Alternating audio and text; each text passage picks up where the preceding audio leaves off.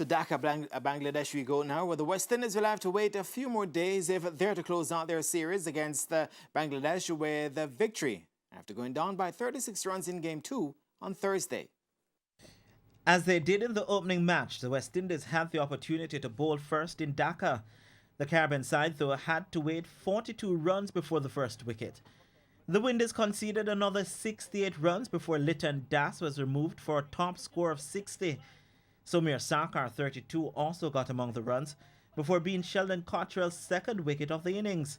Mushfiqur Rahim had a rare failure, making one, but there was no such situation for Shakib Al Hasan and Mahmudullah as they added 91 runs to take Bangladesh to an imposing 211 for 4. Hassan was left unbeaten on 42, while Mahmudullah scored 43 not out against Cottrell's 2 for 38. In reply, Shai Hope gave the Windies a perfect start, with no help from Evan Lewis, who was dismissed for 1. Nicholas Pooran was dashing in his short stay at the crease, but was the first of 5 wickets for Hassan. Shai Hope's dismissal on 36 seemed to be the game changer, as Shimran Hetmar 19, Darren Bravo 2, and Carlos Brathwaite 7 added little help to the Windies' cause, with Jamaican Rovman Powell playing a lone hand.